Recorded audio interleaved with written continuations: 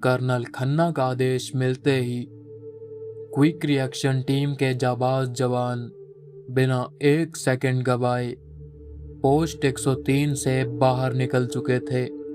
सियाचिन की ये वो खाइयां थी जहां गाड़ी तो क्या, इंसान का पैर रखना भी मौत को दावत देता था। तापमान -50 से -70 डिग्री हो चुका था। हाथ में सर्च टॉर्च, रस्सियां और मेडिकल किट लिए फौजी घुटनों तक गहरी बर्फ को चीरते हुए पैदल आगे बढ़ रहे थे। तभी कैप्टन अजय ने कहा, सर, तूफान बहुत तेज है। सामने 1 मीटर आगे भी कुछ दिखाई नहीं दे रहा। अगर हम इसी रफ्तार से गए तो जब तक हम उस जवान तक पहुंचेंगे वो हाइपोथर्मिया से दम तोड़ चुका होगा। कर्नल खन्ना ने कड़कती आवाज में कहा, अजय, अपनी रफ्तार दोगुनी कर दो। जिसने अकेले ही दुश्मन के बेस कैंप को नेस्ते नाबूद कर दिया। हर जवान अपनी सर्च लाइट ऑन रखे, आंखों को खुला रखो और मूव करो। बर्फीली हवाएं सुइयों की तरह चेहरे पर चुभ रही थी। उधर ढलान के शीश पर सिपाही सूरज बर्फ की एक सफेद चादर के नीचे दबा हुआ था। उसके कंधे से बह रहा खून अब पूरी तरह जम चुका था।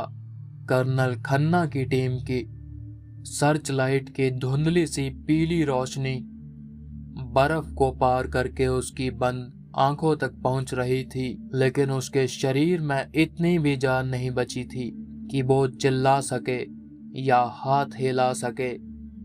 तभी उस खौफनाक अंधेरे में उसे एक बार फिर बीर सिंह दिखाई देता है। बीर सिंह ने गहरी और शांत आवाज में कहा, सूरज, आंखें बंद मत करना। तुम्हारी टीम तुम्हारे बहुत करीब है। वो कर्नल खन्ना की आवाज है। सुनो उसे। तुमने अपना फर्ज देश के लिए निभा दिया। अभी ये आखिरी 2 मिनट तुम्हें अपनी जिंदगी के लिए लड़ना होगा। जागते रहो फौजी। ढलान की संकरी खाई को पार करते हुए कैप्टन अजय की सर्च लाइट अचानक बर्फ पर पड़ी खून की बूंद पर रुकती है। कैप्टन अजय ने कहा, सर, यहाँ बर्फ पर जमा हुआ खून है। हमारा जवान इसी रास्ते से आगे बढ़ा है। टीम ने अपनी पूरी ताकत झोंक दी थी। कुछ ही कदम आगे बढ़ने पर उन्हें दुश्मन के वो 3 सिपाही मिले जिन्हें सूरज ने अपनी आखिरी 2 गोलियों और खुखरी से ढेर किया था।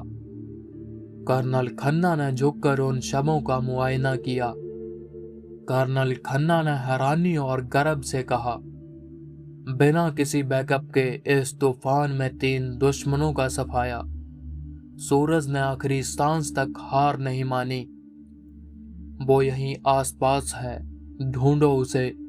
तभी एक जवान का पैर बर्फ में पूरी तरह दबी हुई एक इंसास राइफल से टकराया। जवान ने कहा, सर, यहाँ पर इंसास राइफल पड़ी है। जवानों ने पूरी ताकत से बर्फ को हटाना शुरू कर दिया। करीब 2 फीट नीचे सिपाही सूरज पूरी तरह सुन पड़ा था। उसका चेहरा सफेद और होंठ नीले पड़ चुके थे। कैप्टन अजय ने उसे कांपते हाथों से उठाया। पूरा दस्ता अपनी सांसें रोक के खड़ा था। कैप्टन अजय राहत भरी सांस लेते हुए कहते हैं, सर, धड़कन चल रही है। हमारा सूरज अभी जिंदा है। जवानों ने तुरंत सूरज को स्ट्रेचर पर लेटाया, उसे थर्मल कंबलों से पूरी तरह ढक दिया और वापस पोस्ट की तरफ निकल पड़े। कर्नल खन्ना ने सूरज की वो इंसास राइफल उठाई, उसे गर्व भरी आंखों से देखा और अपने कंधे पर टांग लिया।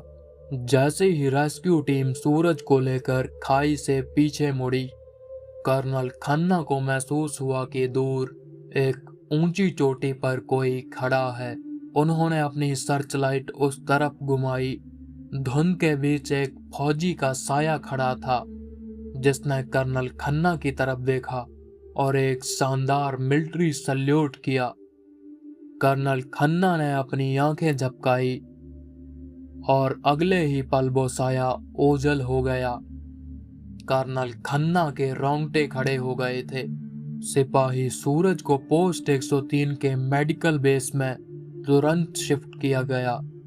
डॉक्टर उसकी जान बचाने के लिए पल पल एक कर रहे थे, लेकिन सूरज अभी भी गहरे कोमा में है।